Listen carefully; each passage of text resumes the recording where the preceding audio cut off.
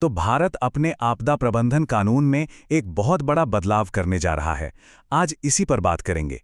ये जो आपदा प्रबंधन संशोधन विधेयक 2024 है, इसका असल में मतलब क्या है? और सबसे बड़ी बात, ये देश को आने वाली चुनौतियों के लिए कैसे तैयार करेगा?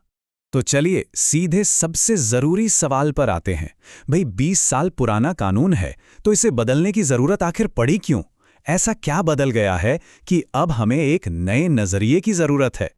देखिए, इसका जवाब हमें बिल के अंदर ही मिल जाता है, उसके मिशन स्टेटमेंट में। ये जो बदलाव हो रहा है ना, ये सिर्फ नियमों का कोई फेरबदल नहीं है। असल में ये पिछली आपदाओं से सीखे गए सबक और 15वें वित्त आयोग जैसे एक्सपर्ट्स की सलाह पर आधारित है। मतलब एक बहुत जरूरी कदम है। ठीक है, तो इस पूरे बिल को आसानी से समझने के लिए हम इसे 5 हिस्सों में देखेंगे। सबसे पहले ये बदलाव जरूरी क्यों था? फिर कुछ नए शब्द और नई सोच जो इसमें आई है वो क्या है? इसके बाद कमांड स्ट्रक्चर में क्या बदला है? शहरों के लिए क्या नया प्लान है? और आखिर में ये सब मिलकर भविष्य की तैयारी में कैसे मदद करेगा? तो चलिए सबसे पहले हिस्से से शुरू करते हैं।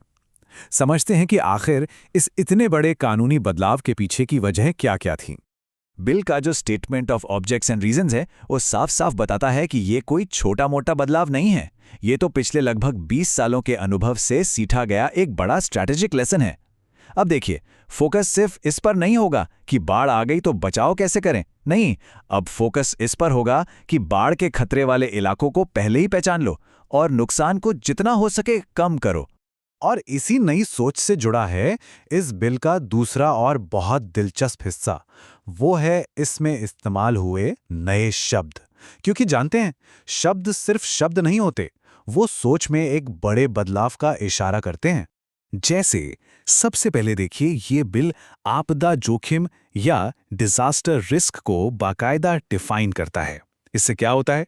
इससे फोकस अब आपदा आने के बाद एक्शन लेने से हटकर पहले ही खतरों को समझने और उन्हें कैलकुलेट करने पर चला जाता है। फिर एक और बड़ा शब्द है लचीलापन, यानी रेजिलियंस।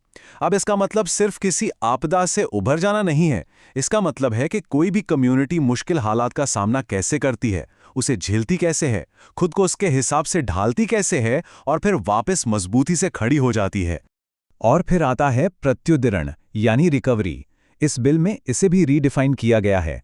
अब रिकवरी का मतलब सिर्फ टूटी फूटी चीजों को दोबारा बनाना नहीं है, बल्कि पहले से बेहतर बनाना है, पहले से मजबूत बनाना है। और साथ ही ये भी पक्का करना है कि इस पूरी प्रक्रिया में रिस्क कम करने वाले तरीकों को भी शामिल किया जाए। तो ठीक है, ये नए शब्द और नई सोच तो समझ आ गई, लेकिन अब सवाल ये है कि इन्हें लागू कौन करेगा। ये बिल अथॉरिटीज के स्ट्रक्चर को कैसे बदल रहा है ताकि एक्शन और तेजी से हो सके। तो इसमें एक बहुत बड़ा बदलाव यह है कि 2 खास कमेटियों को अब कानूनी दर्जा दिया जा रहा है। मतलब ये कमेटियां पहले से काम तो कर रही थीं, लेकिन अब उन्हें एक्ट के तहत लीगल बैकिंग मिल जाएगी। इससे क्या होगा? इससे उनके फैसले ज्यादा पावरफुल और बाइंडिंग हो जाएंगे। ये 2 कमेटियां हैं। पहली नेशनल क्राइसिस मैनेजमेंट कमेटी या एनसीएमसी, ये बड़े राष्ट्रीय संकटों में कोऑर्डिनेशन का काम देखेगी। और दूसरी है हाई लेवल कमेटी या एचएलसी, जो ये तय करेगी कि राज्यों को आपदा राहत के लिए पैसा कैसे और कितना दिया जाए। तो अब इनके रोल एकदम साफ हैं, जिससे फैसलों में तेजी और क्लैरिटी आएगी। अब यहाँ एक और बहुत दिलचस्प बदलाव पर गौर कीजिए। पहले जो नेशनल प्लान होता था, उसे नेशनल एग्जीक्यूटिव कमेटी बनाती थी, लेकिन अब इस बिल के तहत ये जिम्मेदारी सीधे नेशनल अथॉरिटी को दी जा रही है, जो कि एक हायर बॉडी है। इसका मतलब साफ है, अब प्लानिंग का काम टॉप लेवल पर होगा, जिससे इसे और ज्यादा अहमियत मिलेगी। चलिए अब आते हैं इस बिल के शायद सबसे बड़े और सबसे जरूरी बदलाव पर। एक ऐसा बदलाव जो सीधे तौर पर शहरों में रहने वाले लाखों लोगों की जिंदगी पर असर डालेगा। जी हाँ, पहली बार शहरों के लिए अलग से डिजास्टर मैनेजमेंट अथॉरिटीज बनाने का प्रस्ताव है। और ये सच मानिए एक गेम चेंजर है। क्यों? क्योंकि अब तक प्लानिंग नेशनल या स्टेट लेवल पर होती थी। ये बिल उसे लोकलाइज कर रहा है, सीधे शहर के लेवल पर ला रहा है, जहां एक्शन की सबसे ज्यादा जरूरत होती है। और ये लोकल एम्पावरमेंट का एक शानदार उदाहरण है। देखिए, ये अथॉरिटीज कहाँ बनेंगी? राज्य की राजधानियों और सभी नगर निगम वाले शहरों में। इन्हें लीड कौन करेगा? शहर का म्यूनिसिपल कमिश्नर। और इनका काम क्या होगा? अपने शहर के लिए एक स्पेसिफिक डिजास्टर मैनेजमेंट प्लान बनाना और उसे लागू करना। मतलब हर शहर अपनी चुनौतियों से अपने तरीके से निपटेगा। तो चलिए अब इन सब चीजों को एक साथ जोड़कर देखते हैं।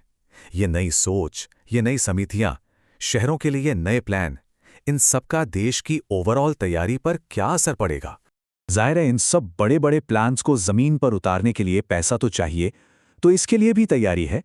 साल 2024-25 के लिए नेशनल डिजास्टर मैनेजमेंट अथॉरिटी और national institute of disaster management के लिए 149 करोड़ रुपए से ज्यादा का बजट रखा गया है।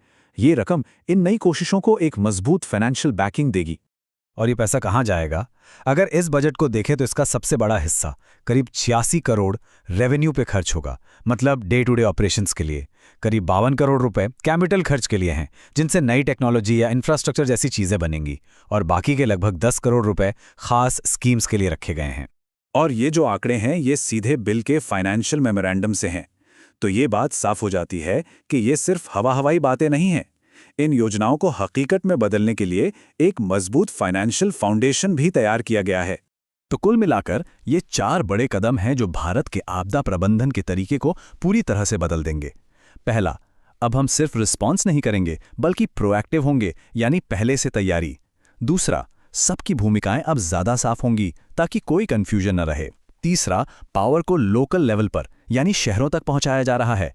और चौथा, राज्यों को भी अपनी स्टेट डिजास्टर रिस्पांस फोर्सेस बनाने का अधिकार देकर और मजबूत किया जा रहा है।